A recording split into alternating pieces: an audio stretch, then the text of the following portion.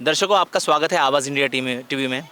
हम बात कर रहे हैं एक अभी वरिष्ठ लोगों से जो बहुजन समाज पार्टी के उस वक्त से जुड़े हैं जब साहब कांशीराम का ये जो नाम था ये पूरे दुनिया में फैल चुका था भारत से निकलकर। और इस नाम ने देश में एक नया समीकरण और एक नया जलजला पैदा किया था। जब कांशीराम साहब बहुजन समाज की संकल्पना रखते हैं तो वो ये कहते हैं कि मैं ब्राह्मणी समाज के ऊपर इस शब्द को लेके जाना चाहता हूँ कि बहुजन समाज ब्राह्मणी समाज के ऊपर जाके बैठ जाए, यानी ये मेरी संकल्पना है। पर आज हम जो देखते हैं जो चित्र, इसमें हमको थोड़ा सा एक तरीके से बदलाव नज़र आता है। आप कई वर्षों से बहुजन समाज में जुड़े हैं, बहुजन समाज पार्टी से आप उस दौर से जुड़े थे जब साइकिल मार्च निकला था, साहब के साथ आपने काम किया। आपको क्या अनुभव मिले उस वक्त, और आज की परिस्थिति आप किस तरीके से देखते हैं? ऐसा है कि मेरा कांशीराम साहब से संपर्क जो है 1978 से है। तो 6 महीने तक तो हम सारी बूथ पर फ़ोन पर बात होती रही और 18 नवंबर 1978 को कांशीराम साहब को हमने जम्मू में बुलाया और जम्मू से हमने बाम साहब का जो आगाज़ किया। अच्छा। और 1979 में बाम साहब की फर्स्ट नेशन कन्वेंशन जहाँ ही बेजनबाग ग्राउंड में नागपुर में हुई और मैं उसमें भी आया था। अच्छा। और मुझे टाइम भी दिया गया बोलने के लिए। तो तब से जो है हम जो है बाम साहब के माध्यम से माननीय कांशीराम साहब ने जो बाबा साहब का कारवां जो रुका हुआ था उसको आगे धकेलने की कोशिश की, उसके साथ हम लग गए। अच्छा। और तब से अभी तक हम लगे हुए हैं, कभी बाम साहब के प्रेसिडेंट की शक्ल में, तो कभी जो बहुजन समाज पार्टी के में फिर मैं BRS ले ली थी। अच्छा। 1992 में 10 साल पहले। तो अभी मुझे 32 साल रिटायर हुए हो गए। अच्छा। तो मैं 20 साल बहुजन समाज पार्टी के जनरल सेक्रेटरी भी रहा, 10 साल का स्टेट प्रेसिडेंट भी रहा। तो हमने 1996 में चूँकि तक हमारी पार्टी जो है वो रिकॉग्नाइज नहीं थी नेशनल लेवल की, क्योंकि इलेक्शन कमीशन का जो क्राइटेरिया है उसमें जो पार्टी 4 स्टेटों में रिकॉग्नाइज हो उसको नेशनल पार्टी की मान्यता मिलती है। तो हमारी उस पार्टी जो है 1996 तक 3 स्टेटों में रिकॉग्नाइज थी, मध्य प्रदेश, पंजाब और उत्तर प्रदेश, और एक स्टेट और चाहिए थी। तो जब 1996 का इलेक्शन आया तो उसमें पहले पार्लियामेंट का इलेक्शन आ गया। पार्लियामेंट का इलेक्शन भी मैंने लड़ा। अच्छा। हाँ, वो उसमें क्या रिजल्ट मिला? मैं बताता हूँ आपको। हाँ। तो पार्लियामेंट का रिजल्ट में मैंने भी इलेक्शन लड़ा, एक साथी और हमारे शेख अब्दुलरहमान थे। अच्छा। एक सीट से बोल, एक सीट में मैं लड़ा। तो हमें वोट जीता तो नहीं हम, लेकिन वोट इतना मिल गया कि हमारी पार्टी पार्लियामेंट के इलेक्शन में ही रिकॉग्नाइज होगी जम्मू कश्मीर। उसी के आधार पर जो पार्टी जो है वो नेशनल पार्टी की मान्यता मिल गई, चौथी स्टेट होगी। हाँ। उसके बाद जबकि बाद दिख रहे असम्बली का इलेक्शन हो गए, उसमें हमारे 4 MLA भी जीत के आ गए। अच्छा। 1999 में? 1996 में ही 1996 में? पहले पार्लियामेंट का इलेक्शन, उसके बाद असम्बली का इलेक्शन हो गया। अच्छा। तो 4 MLA हमारे जीत के आ गए और 5 MLA हमारे लिटिल बिट मार्जिन से हार गए, कोई 100 वोट से, कोई 150 वोटों से, कोई 200-250 वोटों से, इस निस्बत। तो एक अच्छा रिजल्ट हमारा जो है अच्छा। वो 19 यानी ये कि ये लेजेंडरी हिस्ट्री बसपा के साथ जुड़ी है। लेकिन हम वर्तमान में देखते हैं कि साहब मान्यवर कांशीराम साहब का जो नेतृत्व और बहन कुमारी मायावती जी का नेतृत्व, इसमें आप कितना अंतर देखते हैं? क्योंकि हम देखते हैं विगत कई दिनों से जीरो पे BSP लोकसभा इलेक्शन में आउट होते आ रही है, या फिर कहीं पे वो एक तरीके से हमको दिखता है कि दूसरे पार्टियों को, जो शत्रुत्व की पार्टियां हैं, उनको उनके कैंडिडेट द्वारा मदद पहुंचाई जाती है या फिर डमी कैंडिडेट का आरोप लगता है। इस पे आप क्या बोलेंगे? जैसा हरियाणा का रिजल्ट आपके सामने है। अब देखिए, इसमें यह है कि राजनीति में अप डाउन तो होता रहता है।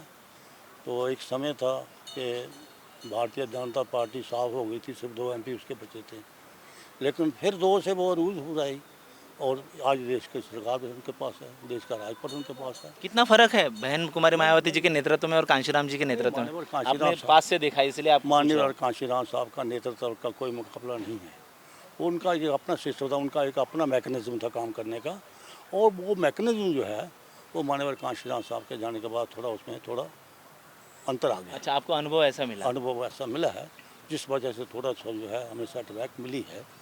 और लेकिन ये हमें उम्मीद है कि हम जो है आगे जो है आने वाले समय में उसमें हम बेहतर कर पाएंगे, ऐसी हम आशा करते हैं। उस ढंग से जो है पूरे देश में जो है हमारे साथी जो हैं वो लगे हुए हैं। और मैं वाम साहब की स्टेट प्रेसिडेंट रहा हूँ, बहुजन समाज पार्टी के जनरल सेक्रेटरी रहा हूँ और स्टेट प्रेसिडेंट भी रहा हूँ। अब जो है ये जो आप देख रहे हैं आज जो 3 दिन से चल रहा है राष्ट्रीय बौद्ध महोत्सव का प्रोग्राम, तो ये वो जो गैप पड़ गया ना, जैसे अभी वाम सब जो है वो कई हिस्सों में बढ़ चुकी है। जो कांशीराम साहब वाम सब बनाए थे कई टुकड़े उसके हो चुके हैं, जहाँ महाराष्ट्र में भी हुए। तो ये उस गैप को पूरा करने की कोशिश जो राष्ट्रीय बौद्ध महोत्सव हो रही है। तो ये एक जो है नॉन पॉलिटिकल रूट्स जो हैं, जिस पॉलिटिकल पार्टी की नॉन पॉलिटिकल रूट्स नहीं होती हैं ना, वो पार्टी आगे नहीं बढ़ सकती। इसलिए राष्ट्रीय बौद्ध महोत्सव जो है ये नॉन पॉलिटिकल रूट्स जो है ये मुहैया कराएगी। इससे जो है मैं समझता हूँ कि बहुजन समाज की मूड जो है आगे बढ़ेगी और भविष्य में जो है इस देश में बहुजन समाज पार्टी का ही बोलबाला होगा और देश की हुक्मरान पार्टी होगी। ये मेरी भविष्यवाणी है, क्योंकि लोग अब जो है रियलाइज कर रहे हैं और वापस मूड की तरफ मुड़ रहे हैं। हम देखते हैं कोई भी पॉलिटिकल पार्टी जब राजनीति में उतरती है तो वो जीत की भावना से उतरती है। साहब के वक्त जो हम बात कर रहे थे एक सीनियर सिटीजन से जिन्होंने देश की राजनीति को काफ़ी दशकों से देखा है और रिजल्ट भी दिया है, इसी बहुजन समाज को रिजल्ट दिया है। वो 4 विधायक जिताने की बात कर रहे हैं और देश के अलग अलग हिस्सों में जीत भी देखी है बहुजन समाज पार्टी ने। हम देखते हैं कि आप भी काफ़ी दिनों से इस पार्टी का हिस्सा रहे हैं, आपने उतार और चढ़ाव भी देखा। चढ़ाव में यानी हम देखे कि आपने कांशीराम साहब से भी के साथ भी कंधे से कंधे मिला के काम किया। आप कुछ इतिहास की कुछ बातें बता पाएंगे? हाँ, मेरा नाम रतन लाल चिरगोत्रा है। मैं जम्मू जानीपुर एरिया का रहने वाला हूँ और रिटायर्ड इंजीनियर हूँ। जब कांशीराम से मुलाकात हुई तो मैं उस वक़्त सर्विस में था और मुझे कांशीराम साहब ने एक बामसेफ का काम मुझे करने को कौन सा कहा, साल होगा लगभग? जिसमें मुझे जम्मू कश्मीर स्टेट का बामसेफ का प्रेसिडेंट बनाया। कौन सा साल होगा वो लगभग? वो लगभग 83 में। पहले उसके साइकिल यात्रा निकाली थी कांशीराम साहब ने और 83 में DS4 का इलेक्शन हुआ था। DS4 के इलेक्शन में हमने दिल जान एक करके बहुजन समाज पार्टी को सपोर्ट किया और पे बैक टू द सोसाइटी, जो कांशीराम साहब का एक नारा था कि जिस मतलब सोसाइटी में हम पैदा हुए हैं उस सोसाइटी के अपलिफ्टमेंट के लिए हम अगर एक आदमी 1 रुपया साल का दे दें तो हम 100 करोड़ लोग जो हैं तो 100 करोड़ रुपया हमारे पास आ जाएगा और उसमें हमें इलेक्शन की कोई लड़ने की पैसे की कमी नहीं होगी। तो उस हिसाब से हमने जब शुरू में DS4 के माध्यम से भी इलेक्शन लड़ा और फिर बहुजन समाज पार्टी जो 84 में एग्जिस्टेंस में आई तो उसमें बढ़ चढ़ कर हिस्सा लिया। तो उसी के संदर्भ में मैं चूँकि बैकवर्ड क्लास से तल्लुक़ रखता हूँ तो माननीय कांशीराम साहब ने बैकवर्ड क्लासेस का हित जो था बहुजन समाज पार्टी के जोड़ने के लिए, जो बहुजन समाज पार्टी में रहते हुए जो बैकवर्ड क्लास थी वो काफ़ी पिछड़ी हुई है, जो आज भी उसी स्तर पर है। तो माननीय कांशीराम साहब ने मंडल कमीशन की जो बात कही वो बैकवर्ड क्लासेस के लोगों के दिलों में उतर गई और लोग भी काफ़ी तादाद में जुड़ गए, जिसका रिजल्ट भी मिला। जिसका हमें रिजल्ट मिला और उसी संदर्भ में हम समझते हैं कि कांशीराम साहब की वजह से ही 1990 में वो BP सिंह की गवर्नमेंट ने उसको मंडल कमीशन को 7 अगस्त 1990 को उसने वो लागू करने का एक अहद किया, जो बाद में चैलेंज हो गया सुप्रीम कोर्ट में। और आते आते 1992 में वो मंडल कमीशन की रिपोर्ट जो है वो कुछ रिकमेंडेशन के साथ 27% 52% लोगों को रिजर्वेशन देने की बात पर वो सहमत हुए और उस पर बहुत सारे लोगों ने एतराज़ किया। जो आज हमारे मोदी साहब हैं या इनकी BJP है तो इन्होंने मंडल को करमंडल में बदलने की कमंडल में बदलने की कोशिश की और इसमें ये जो सर आप BJP का जिक्र कर रहे हैं, आप इतने सालों से इतने दशकों से इस मूवमेंट का हिस्सा रहे हैं। जिस तरीके से मान्यवर कांशीराम साहब के दौर में BJP साफ हो गई थी, जैसा 2 पे बात कर रहे थे जिक्र हमारे जो एक सीनियर बुजुर्ग साथी है, तो उसी तरीके से आपको ये लगता है कि आज वर्तमान में 2024 में जो बुजुर्ग है, जो थिंक टैंक हुआ करते थे बीएसपी का, वो पूरे साफ हो गए हैं बीएसपी से? कोई भी बुजुर्ग हमको बीएसपी का दिखता नहीं है जिन्होंने अपने परिश्रम, अपना पूरा धन बल अपने स्टेट में काम लगाया। वो क्या वजहों के वजह से, किसी कारणों की वजह से बीएसपी से अलग हो गए, जिसका रिजल्ट आज हमको बीएसपी 0 पे आते हुए नजर आती है? आपको क्या लगता है कारण क्या है? देखिए ये बात एक बड़ी लंबी बात बन जाती है। ये जो हमारा पॉलिटिकल जो एक्शन था माननीय काशीराम साहब का, ये एक मूवमेंट का हिस्सा था जो जो सामाजिक परिवर्तन और इकोनॉमिक इनास्पिरेशन का जो प्रोग्राम हमारा चल रहा है, आज भी चल रहा पर है। आज क्या बीएसपी का वो ऐसा नहीं है, ऐसा आप बोल रहे हैं? नहीं नहीं, बीएसपी का नहीं है, क्योंकि उस वक्त तक किसी ने उसका नोट नहीं लिया। अच्छा। और नोट ना लेने की वजह से हमारा वो जो वोट बैंक था वो काफ़ी उछला, और लोगों को आज जैसे आज हो रहा है, तो लोगों को परेशान करने का यो लोगों मतलब दूसरे मनुवादी सिस्टम ने उनको गुमराह करने की कोशिश की। उसमें हम समझते हैं कि यो काशीराम का यो मिशन था, मिशन तो हमारा सोशल ट्रांसफॉर्मेशन है। हाँ। तो उन्होंने कहा कि जब भी कोई मौका मिलता है तो हमें उस मौके का फ़ायदा उठाकर कोई ना कोई काम अगर हो सकता है तो हमें कर तो वो लेना रिजल्ट चाहिए। भी मिले? रिजल्ट उसके रिजल्ट भी तो मिले। कांशीराम जी का मिशन और बहन कुमारी मायावती जी के मिशन में आप कुछ फर्क देखते हैं? नहीं, काशीराम जी का वो तो संत आदमी थे। जब उनकी वो डेथ हुई तो उनके पास एक टैची था, एक पता नहीं उसमें एक कमीज मिली और चप्पल वो लगाते थे, उसमें और उसमें आज बड़ा फर्क है। अच्छा। बहन जी जो है आज 4 दफ़ा चीफ मिनिस्टर रह चुकी है, और काशीराम की वजह से ही बहुजन समाज पार्टी को वो क्या नाम है उसका, बीजेपी वालों ने उसको मजबूरन बहन जी को चीफ मिनिस्टर बनाना पड़ा। तो अदरवाइज़ तो आपने ये भी देखा होगा कि मान्यवर काशीराम साहब ने मुलायम सिंह को भी तो ऊपर उठाया था। क्या बदलाव होना चाहिए कि जो ग्राफ कांशीराम साहब ने अपने एक लेजेसी के साथ, एक विक्ट्री के साथ अपना के रखा था, बैलेंस करके रखा था, क्या बदलाव होना चाहिए बीएसपी में कि वापस उस शिखर पे बसपा जाए? देखिए बदलाव की ये है कि जैसे और बहुत सारी ऑर्गेनाइजेशन काशीराम के बीएसपी बनाने के बाद बहुत सारी ऑर्गेनाइजेशन नई नई बन गई है। कोई सोशल वेलफेयर, कोई बीएसपी वालों दूसरे नाम से रख कर, तो वो उस तरीके से लोगों में आज ये भावना ऐसी पैदा हो गई कि वो छोटी छोटी पार्टियों में बट चुके हैं। लेकिन जो मान्यवर साहब का एक ऐसा टाइम आने वाला है जब ये सारे आज लोग रियलाइज़ कर चुके हैं कि हम अगर छोटी छोटी मतलब हिस्सों में ऑर्गेनाइज में बटे रहे तो हम इससे नुकसान होगा। बल्कि अब ये जो मूवमेंट चल रही है, चाहे राष्ट्रीय बौद्ध महासभा की है या और दूसरे ऑर्गेनाइजेशन है, तो लोगों में वो जो भावना है या वो उनका जो मिशन काशीराम साहब का या हमारे बुजुर्गों का, समझ लीजिए बाबा साहब डॉक्टर अम्बेडकर का, फूले जी, साहू जी महाराज का जो मिशन है, वो आज तकरीबन 99 लोग जो हमारे SC ST OBC हैं उनकी समझ में आ रहा है। और एन करीब ये ऐसा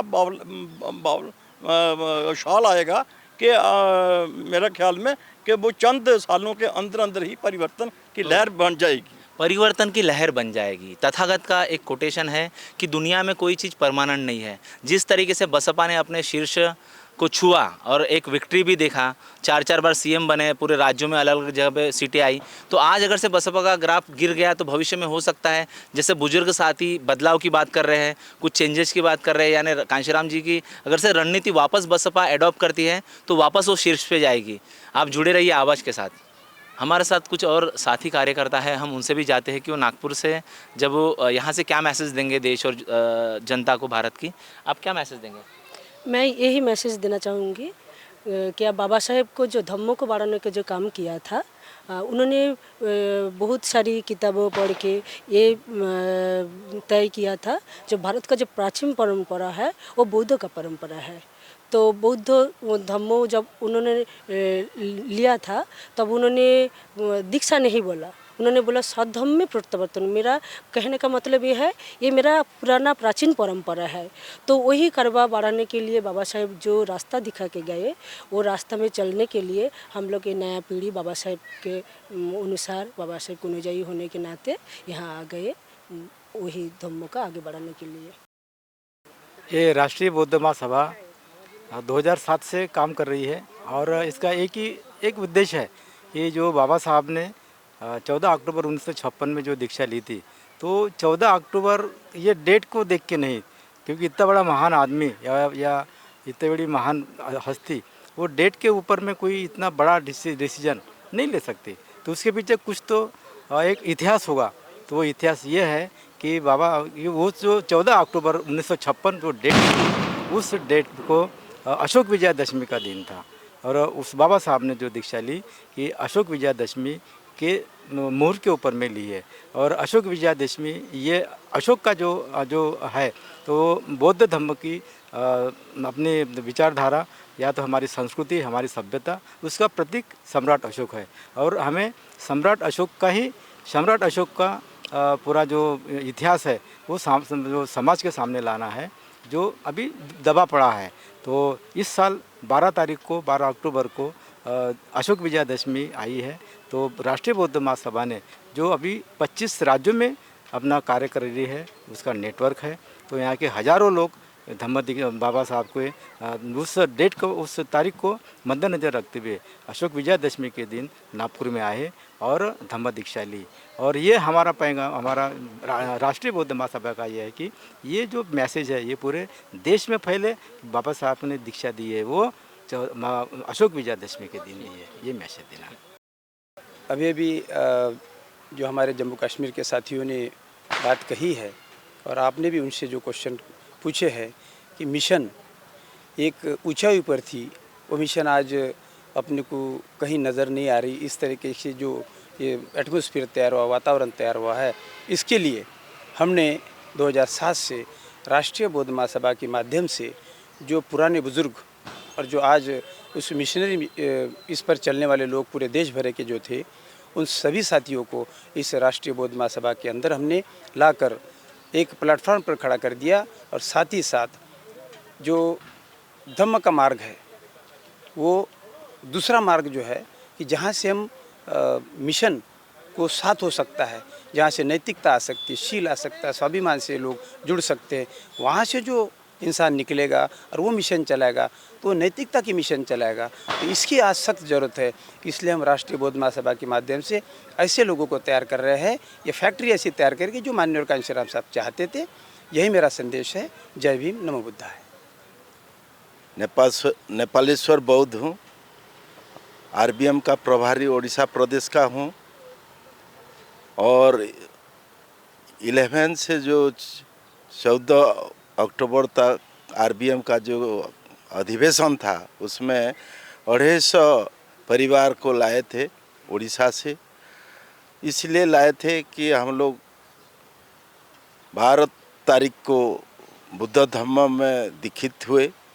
बाबा साहब का परिकल्पना था कि भारत बुद्धमय हो और विशेष रूप से बहुजन समाज बुद्ध धम्म का मालिक बने।